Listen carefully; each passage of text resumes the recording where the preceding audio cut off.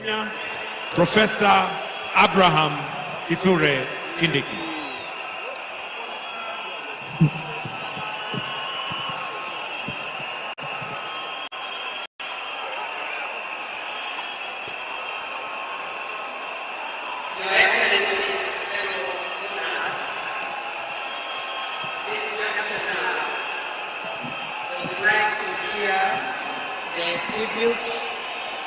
Of our departed leader, the Honorable Raila Odinga.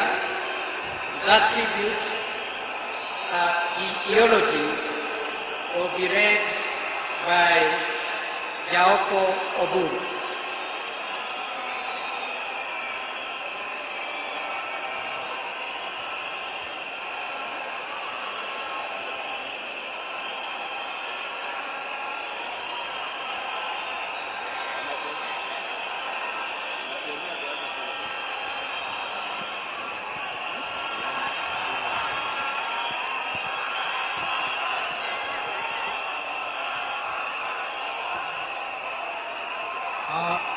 I am honored, Baba, to read your eulogy. May the Lord give me peace and give peace that transcends all understanding to us, your orphans. Raila Amolo Odinga is truly a once-in-a-generation leader, a man whose ideals transcended politics and whose legacy will shape Kenya's destiny for generations to come. President William Ruto announced the demise of former Premier on 15th October 2025. On the 15th October 2025, the mortal journey of the Right Honorable Raila Amolo Odinga came to an end. But his spirit is immortalized in the story of a life that began on the 7th of January 1945. For 80 years, he embodied resilience, boundless optimism, a will to test limits, ventured into new frontiers and imagined new horizons, all in a steadfast love for country. He was a leader who never wavered in his belief in the good of his people. Raila Odinga lived a life of purpose. He chose to fly high, urged the nation to dare and challenged Africa to fight for its place in the world and retrace the dreams of the continent's founders. Over the past 3 years, we have witnessed an outpouring of emotions of a nation gripped in grief. Africa has grieved for him. Indeed, the world has grieved for him. Raila Odinga may not have been there to fight the country's war for independence, but he bows out as an undisputed leader of the national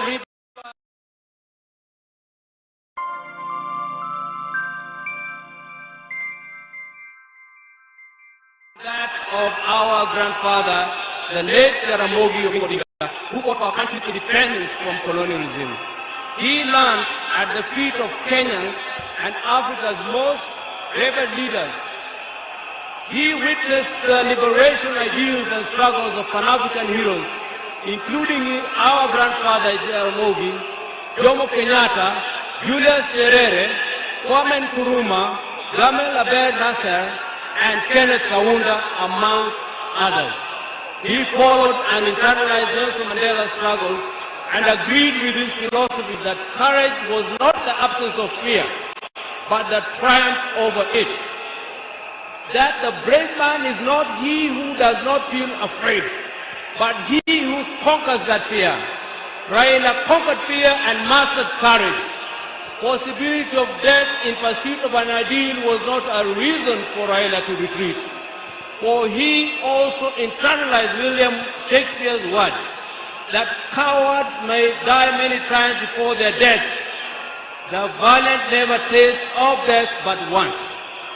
It is from that perch that Raila began his own long walk for freedom and liberation, applying himself to the cause as a debt owed to past and due to the present generations.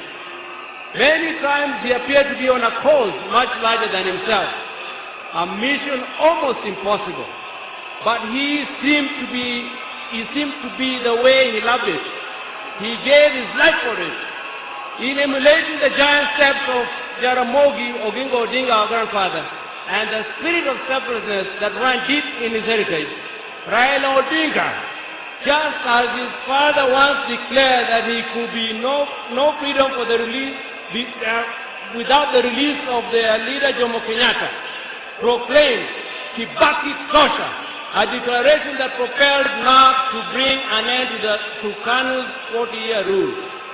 This defining act was emblematic of the man himself. Raila Odinga was Raila Odinga. He never cared what others thought about him or his actions. He cared whether people bought into his vision and mission. Once he felt he had the mandate of the people, there will be no turning back.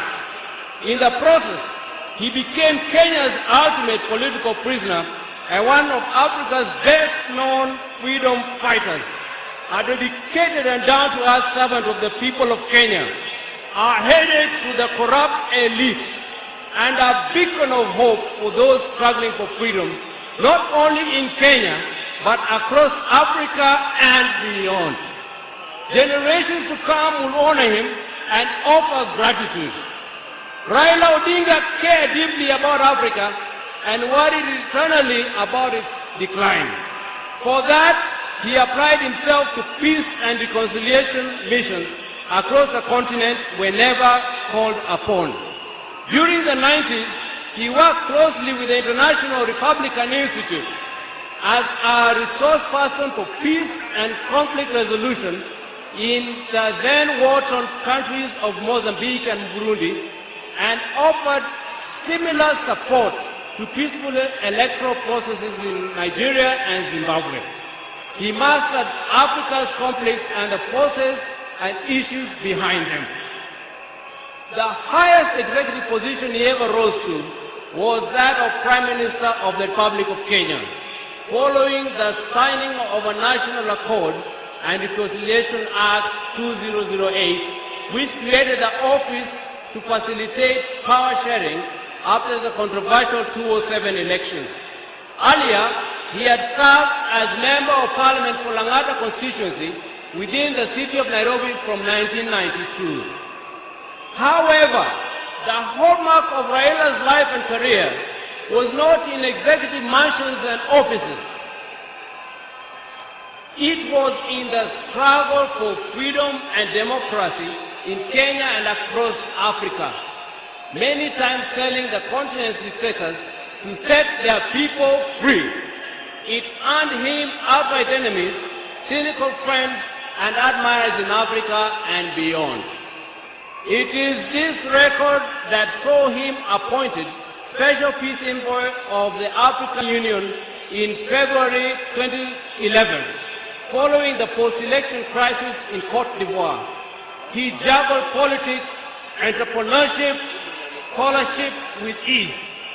Besides his career in politics, Mr. Odinga is also a successful businessman and entrepreneur, having founded the flagship family business, East Africa Spectre, a manufacturer of gas cylinders for Kenya and the East African region. Subsequently, he founded Spectre International, also known as the popularly known as the molasses plant. Before that, he had taught at the University of Nairobi's Department of Mechanical Engineering between 1970 and 1974, and served at the Kenya Bureau of Standards, which he was instrumental in establishing. Even as he pursued all these careers, Raila understood that social, political, and economic changes in a country came through politics, and that although all politics is local, politics is also substantially international. So even as he appeared to be rabble-rousing in the trenches of Kibra and Kondele, he understood that an hour comes when he needed to dust himself off and sit in boardrooms or take a plane to global capitals to negotiate politics and policies. He did that effortlessly, moving from dusty Kampunji grounds to a meeting in diplomatic circuits of the country within the hour. It was normal for Raila to be tear-gassed, water-hosed, and even shot at, only for him to show up at the boardroom for meetings with his tormentors as if torture at the field did not happen. He understood the place of man-to-man negotiations in the quest to influence policy and power.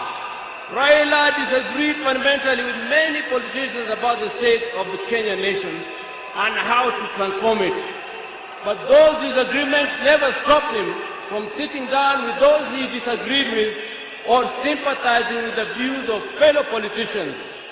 Raila believed in political parties as vehicles for advancing democracy and good governance.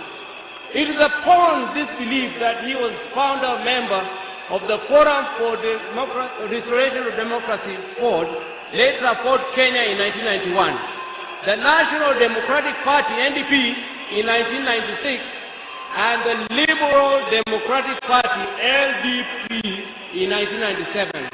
And in 2005, his present political vehicle, the Orange Democratic Party of Kenya, ODM.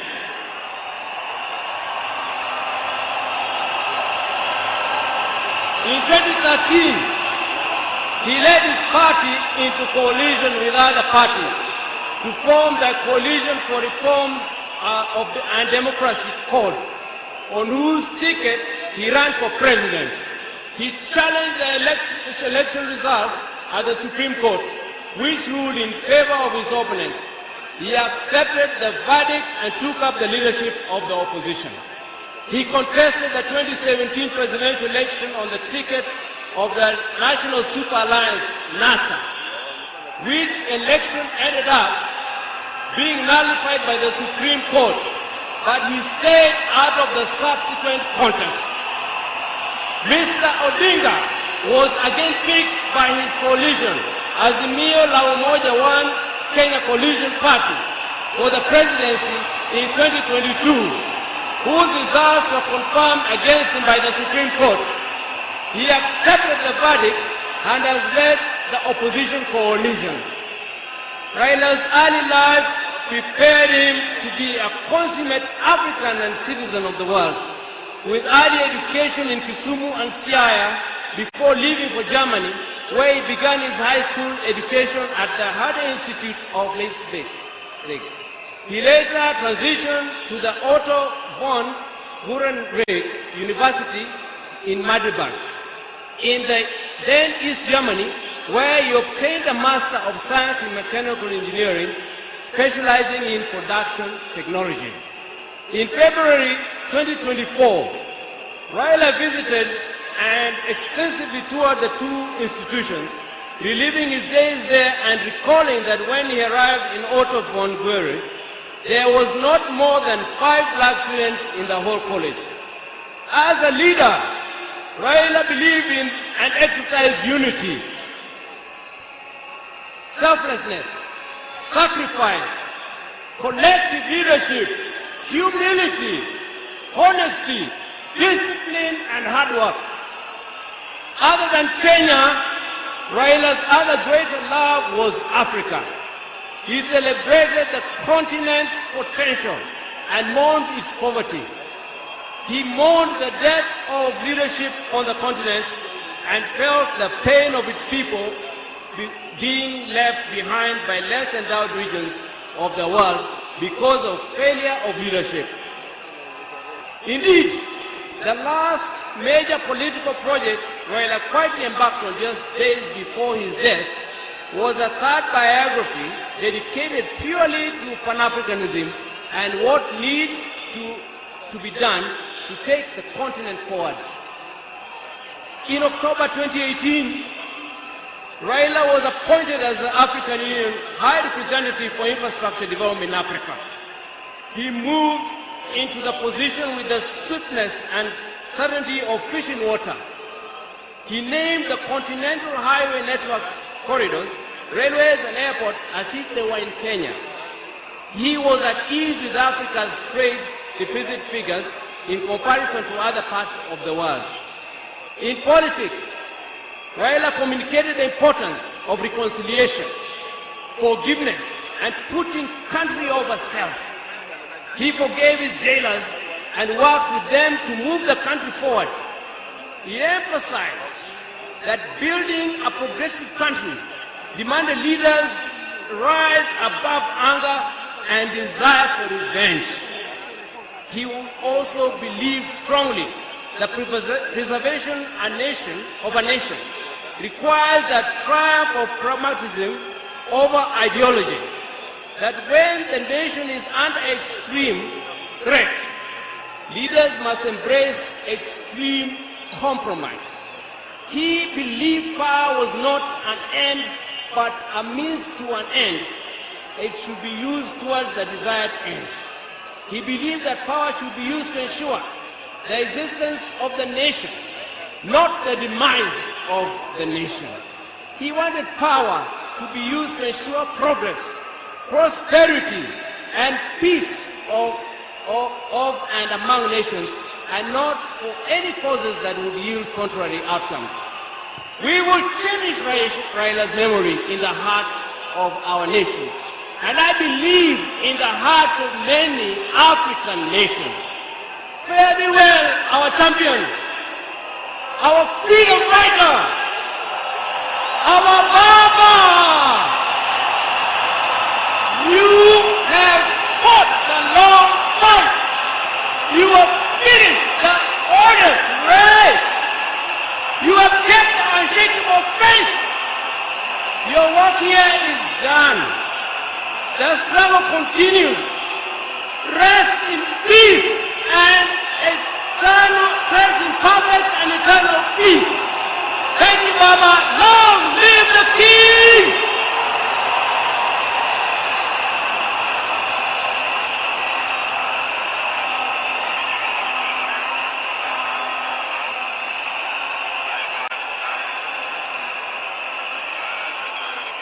Thank you. Thank you very much.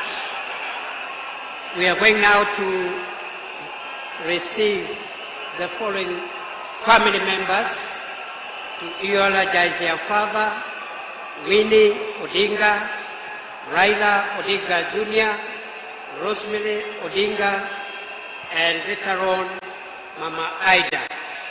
And Mzee Senator Dr. Oburu Oginga will close that chapter on the family tributes. Karibuni.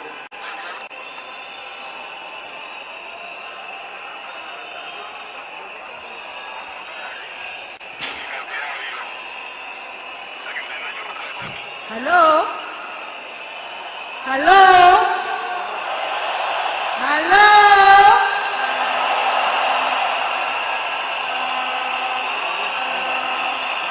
Mimi leo sina mengi ya kusema. Niko hapa na watoto wangu.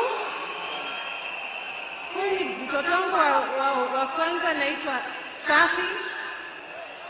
Na huyu ni wangu wa pili anaitwa Senai. Niko na mandugu zangu huko nyuma, Junior na Winnie, na my cousins pia wako hapa. Leo ni siku wa uchungu mwingi sana kwangu mimi. Najua nyinyi pia mnasikia uchungu mwingi sana.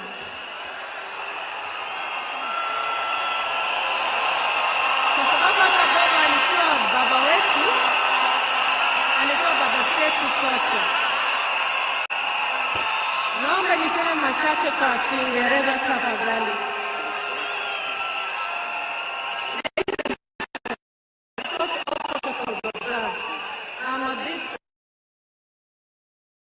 I'm feeling very, very sad. I did not anticipate to speak today.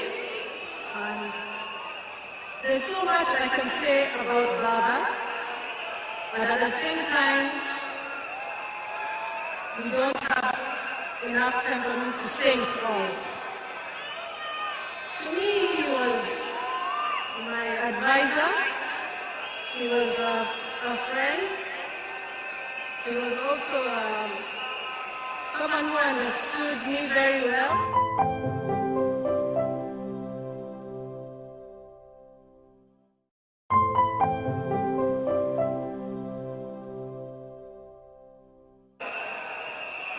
Just finished my breakfast And then my brother Junior called me. And he asked me where I was. And I told him, nimekaa kwa meza, I'm seated at the table.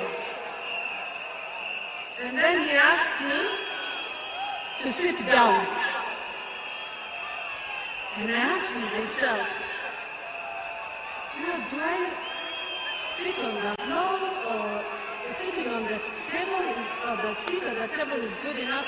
I was so confused. But then Junior then told me that our father was no longer with us. Until today, it is still very difficult. Ni uchungu mwingi sana ambao tunahisi kama familia. Na leo hii tunakuja na nyinyi pia, ndio tuombeleze na nyinyi pia, Kenya mzima na dunia mzima. Nataka tu kusema asanteni sana kwa kusimama na sisi, na tutaendelea kusimama pamoja. Mungu abariki Kenya mzima, na abariki dunia mzima, and thank you all. Asanteni sana. Mungu atupe nguvu. Mama, Mungu akupe nguvu. Thank you so much. Sina mengi ya kusema.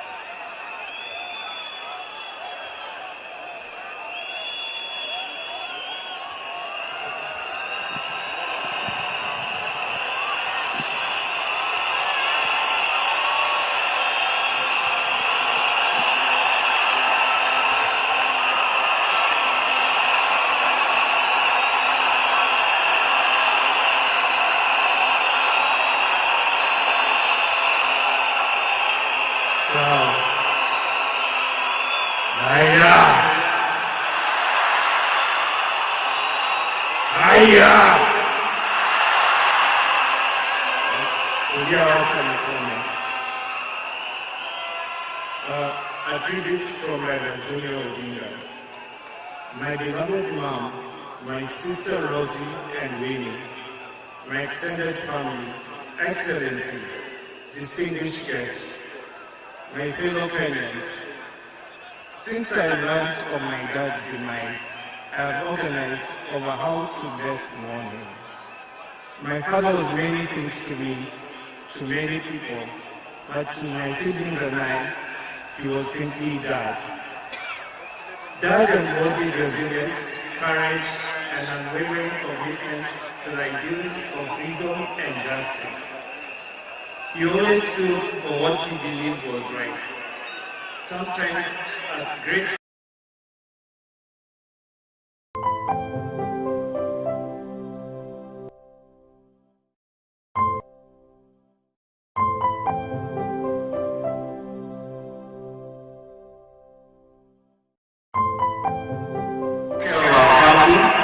Mom, Rosie, Winnie, and your larger political family too.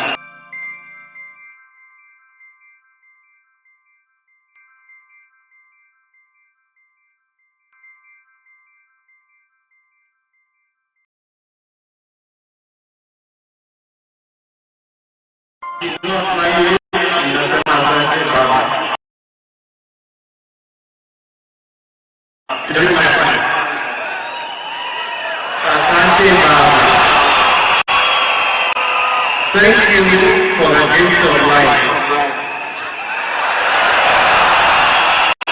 Thank you for encouraging me to speak up and to try new things, for always hearing me out. Thank you for standing by me even when I fell short or outright failed, and for always showing me grace. Thank you for your wisdom, your guidance, and your unwavering love, not just for me, but our entire family. Mama, Fidel, Rosie, Winnie, Yvonne, Raila Amolo Odinga, Jaramogi Odinga.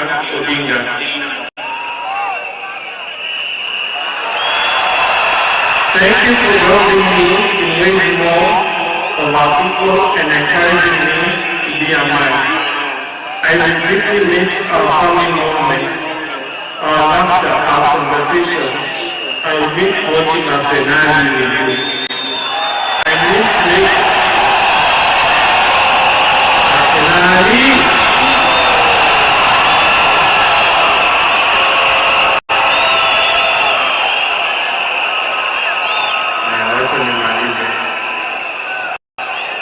I thank God for you and for everything you have meant to me.